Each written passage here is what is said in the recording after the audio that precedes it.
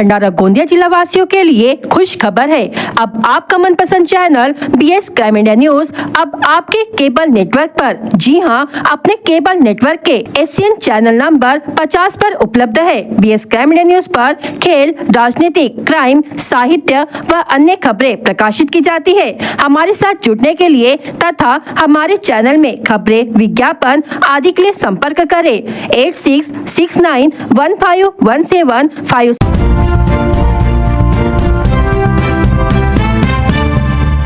भंडारा जिले में हुई जोरदार बारिश ने जगह जगह जनजीवन अस्त व्यस्त कर दिया। साकोली के साप्ताहिक बाजार में दोपहर को सब्जी विक्रेताओं ने दुकानें सजाई थी, लेकिन शाम होते ही मूसलाधार बारिश के चलते उनकी सारी सब्जियां पानी में बह गई। साकोली का साप्ताहिक बाजार मुख्य सड़क के किनारे लगता है। यह इलाका निचला होने से बारिश का पानी तेजी से बाजार के भीतर बहने लगा। देखते ही देखते सब्जियां पानी की धारा में बहने लगी। सब्जी विक्रेता अपने माल को बचाने के लिए पूरी कोशिश करते रहे, लेकिन काफी सब्जियां बह जाने से उन्हें भारी नुकसान झेलना पड़ा। अचानक हुई इस बारिश ने कई सब्जी विक्रेताओं को आर्थिक संकट में डाल दिया है।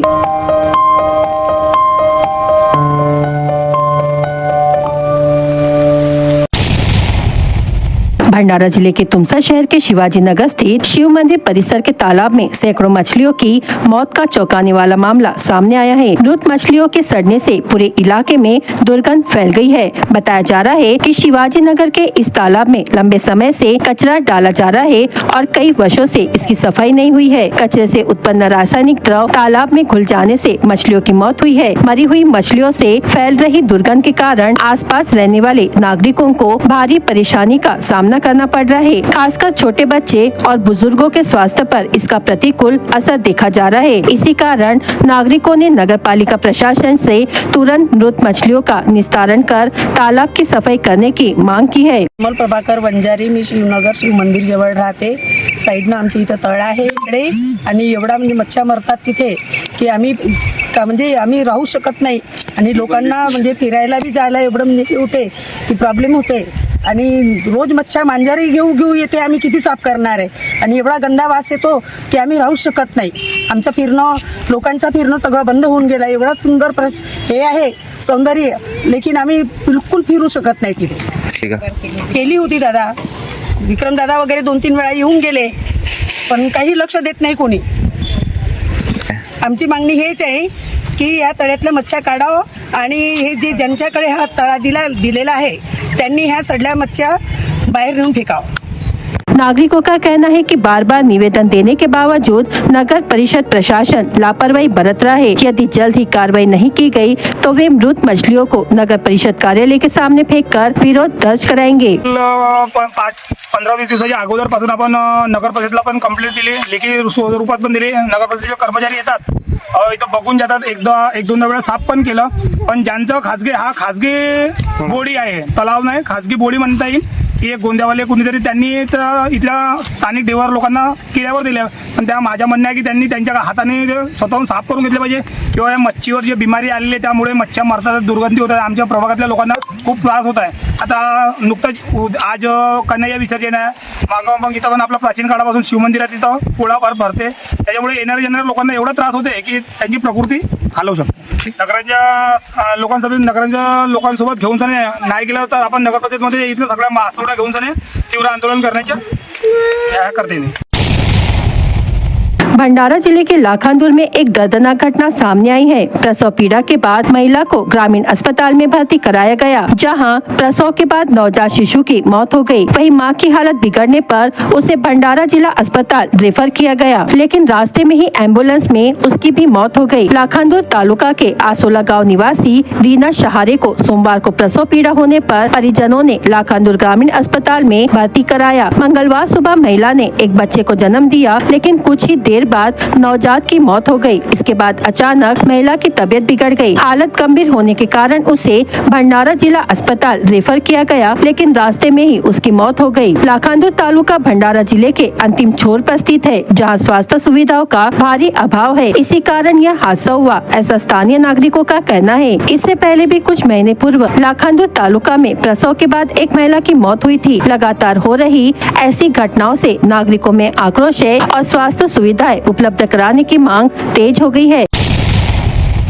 गोंदिया में अंतर्राष्ट्रीय हिंदू परिषद और राष्ट्रीय बजरंग दल की ओर से भव्य दही हंडी फोड़ प्रतियोगिता का आयोजन किया गया। इस प्रतियोगिता में गोंदिया के सोनेझरी समाज के युवाओं की टीम ने दही हंडी फोड़ते हुए 31,000 रुपए का पुरस्कार अपने नाम किया। गोंदिया शहर में जगह जगह दही हंडी प्रतियोगिताओं का आयोजन किया गया। शहर के प्रसिद्ध हनुमान चौक परिसर और कृष्णापुरा वार्ड में कई वर्षों से परंपरागत रूप से दही हंडी आयोजित होती रही है, लेकिन पिछले 2 वर्षों से अंतर्राष्ट्रीय हिंदू परिषद और राष्ट्रीय बजरंग दल द्वारा नेहरू चौक पर भी दही हंडी का आयोजन किया जा रहा है। इस बार भी हजारों की भीड़ उमड़ी। दही हंडी फोड़ने वाली टीमों ने अपने कला कौशल का शानदार प्रदर्शन किया। वहीं नागरिकों ने भी डीजे की धूम पर झूमकर उत्सव का आनंद लिया।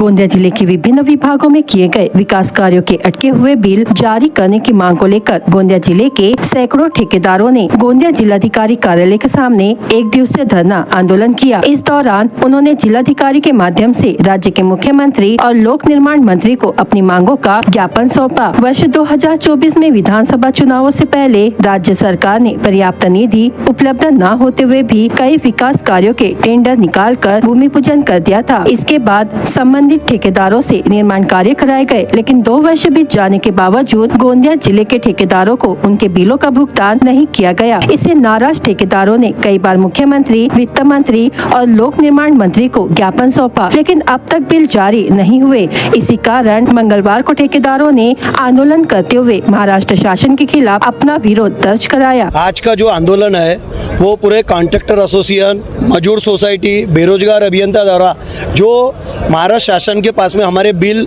बाकी है उसके बारे में ये आंदोलन किया जा रहा है। सभी बिल हमारे मांगनी शासन से है।